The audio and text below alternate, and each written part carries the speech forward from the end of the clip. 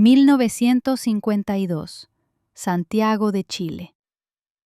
Violeta Parra tenía 35 años. Llevaba 10 años cantando profesionalmente. Restaurantes, teatros, clubes nocturnos. Se hacía llamar Violeta de Mayo. Cantaba boleros, rancheras, corridos mexicanos, canciones españolas, el repertorio de Lolita Torres, de Imperio Argentina.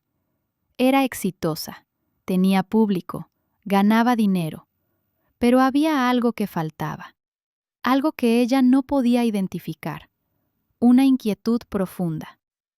Un día de 1952, Violeta fue a visitar a su hermano mayor, Nicanor Parra. Nicanor acababa de regresar de Oxford, Inglaterra. Había estado estudiando cosmología. Vivía en un departamento en la calle MacIver con su novia sueca, Inga. Cuando Violeta llegó, Nicanor estaba leyendo un libro. Se titulaba Cantos Populares de Chile, de Rudolf Lenz, el antropólogo y filólogo que había traído los estudios de antropología a Chile. Nicanor le leyó unas páginas a Violeta. Décimas. Un contrapunto entre cantores campesinos. Versos tradicionales del campo chileno. Violeta escuchó, y de pronto algo se rompió dentro de ella. Esos cantos, dijo Violeta, son los mismos que cantaban mis vecinos en San Fabián de Alico, los cantores en el mercado de Chillán. Los he escuchado toda mi vida. Nicanor la miró. Entonces, dijo, ¿por qué no los cantas tú? Esa pregunta cambió todo. 10 años cantando el repertorio equivocado. 10 años alejada de su verdadera voz. Una sola conversación con su hermano mayor la puso en el camino correcto. Y 15 años después, en su carta de suicidio, Violeta escribiría las palabras que definirían esa relación. Pucha, qué gran tipo es Nicanor. Sin él no habría Violeta Parra. Sin Nicanor no hay Violeta. Para entender por qué esa conversación fue tan importante, hay que entender quién era Violeta Parra en 1952 y quién era Nicanor para ella. Violeta había nacido en 1917, Nicanor en 1914. Él era 3 años mayor. Desde la infancia, Nicanor había sido una figura fundamental en la vida de Violeta. Era su guía intelectual, su gurú cultural, como él mismo lo describía. Nicanor recordaba años después. Yo recuerdo frases que decía ella cuando muy niña, en Chillán, juegos de niños. Yo ponía atención a eso. Ella tenía algunos años menos que yo, 4 o 5, y yo era una especie de gurú cultural para ella. Había una relación muy estrecha, muy estrecha. Cuando eran niños, Violeta recitaba poesía en la escuela. La profesora, la señorita Berta, le pedía poemas, y Violeta los recitaba. Nicanor siempre notaba que había algo especial en ella, una sensibilidad poética innata. Pero en 1952, esa sensibilidad estaba dormida. Violeta había pasado los últimos 10 años haciendo lo que creía que debía hacer: cantar música comercial. Música que gustaba al público, música que vendía. No era mala música, pero no era su música. 1944. Violeta Parra empezó a cantar profesionalmente bajo el nombre artístico Violeta de Mayo. Cantaba en restaurantes, en teatros, en clubes nocturnos del barrio Mapocho. Su repertorio era completamente ajeno al folclore chileno. Cantaba canciones de origen español, boleros románticos, rancheras mexicanas, corridos. Imitaba el estilo de las grandes cantantes argentinas de la época, Lolita Torres, Imperio Argentina. En 1947 formó el dúo Las Hermanas Parra con su hermana Hilda. El dúo funcionó hasta 1952. Eran exitosas. Grabaron discos para el sello RCA Víctor, El Caleuche, La Cueca del Payaso, La Viudita. Tenían público, tenían contratos, tenían ingresos. Pero algo faltaba. Violeta lo sentía, una inquietud, una sensación de que estaba en el lugar equivocado, cantando las canciones equivocadas, pero no sabía qué hacer al respecto. Hasta que visitó a Nicanor en 1952. 1952.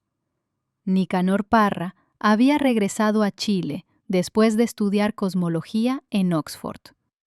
Vivía en un departamento en la calle MacIver, con su novia sueca, Inga. Un día, Violeta fue a visitarlo. Cuando llegó, Nicanor estaba leyendo un libro grueso, académico. ¿Qué lees?, preguntó Violeta. Es un libro de Rudolf Lenz, respondió Nicanor. Cantos populares de Chile. Es fascinante. Rudolf Lenz era un lingüista y antropólogo alemán que había vivido en Chile. Había dedicado años a recopilar canciones tradicionales del campo chileno. Décimas, tonadas, cantos a lo divino, contrapuntos entre cantores. Nicanor le leyó unas páginas a Violeta. Eran décimas, versos tradicionales. Un contrapunto que había ocurrido realmente entre dos cantores campesinos y que Lenz había transcrito. Violeta escuchó, y de pronto algo se iluminó en su memoria. Lo que Violeta escuchó ese día la conectó con un pasado que había olvidado. Mientras Nicanor leía las décimas de Rudolf Lenz, Violeta sintió algo extraordinario: reconocimiento. «Esos cantos», dijo, interrumpiendo a Nicanor, «son los mismos que cantaban mis vecinos en San Fabián de Alico». Nicanor levantó la vista. «Los cantores en el mercado de Chillán», continuó Violeta. «Los he escuchado toda mi vida. Son iguales». Era cierto. Violeta había crecido en el campo. Su madre, Clarisa Sandoval, era campesina y cantora. Cantaba tonadas tradicionales. Violeta las había escuchado desde la cuna. Sus vecinos en San Fabián de Alico cantaban décimas en fiestas y velorios. Los cantores en el mercado de Chillán improvisaban contrapuntos. Violeta conocía esa música. La había escuchado durante toda su infancia. Pero la había olvidado. Durante 10 años había estado cantando boleros y rancheras, música comercial, música que no era suya. Y ahora, sentada en el departamento de su hermano, escuchando las transcripciones de Rudolf Lenz, de pronto recordaba. Recordaba la música de su infancia, la música de su gente, la música de su tierra. Nicanor la miró y le hizo la pregunta que cambiaría todo. «Si conoces esa música», dijo Nicanor, «¿por qué no la cantas tú?». Violeta no supo qué responder. Nicanor continuó. «Ve al campo, busca a los cantores, graba sus canciones, apréndelas, difúndelas. Esa es tu música, Violeta. Esos son tus cantos. Esa gente son tus hermanos. No tiene sentido que estés cantando rancheras mexicanas cuando tienes esto. Esto es lo que deberías estar haciendo». Fue un desafío, pero también fue una liberación. Violeta había sentido durante años que estaba en el lugar equivocado. Ahora sabía por qué. No estaba cantando su propia música, estaba cantando la música de otros. Nicanor le había mostrado el camino de regreso a casa. Esa conversación marcó el inicio de la transformación más importante en la vida de Violeta. A partir de 1952, Violeta Parra cambió completamente su repertorio. Abandonó los boleros, abandonó las rancheras, abandonó Violeta de Mayo y se convirtió en Violeta Parra, recopiladora del folclore chileno. Empezó a viajar. Santiago, Valparaíso, Concepción, el sur, el norte, pueblos, campos, mercados, ferias. Buscaba cantores auténticos, gente del pueblo que supiera las canciones antiguas. Los grababa, con una grabadora portátil cuando había electricidad, de memoria cuando no la había. Aprendía, escuchaba, registraba. Durante los siguientes 15 años, recopiló más de 3.000 canciones, cuecas, tonadas, cantos a lo divino, cantos a lo humano, décimas, parabienes. En 1953 grabó sus primeros éxitos en el nuevo estilo, Casamiento de Negros y Qué pena siente el alma. Ya no eran covers de canciones españolas, eran folclore chileno auténtico. Y el público respondió, no de la misma manera masiva que antes, pero de una manera más profunda, más verdadera. Violeta comenzó a dar recitales en universidades. Fue invitada a enseñar cursos de folclore en la Universidad de Concepción y en la Universidad de Iquique. Conoció a figuras literarias importantes como Enrique Bello Cruz. Conoció a Pablo Neruda, a Pablo de Roca.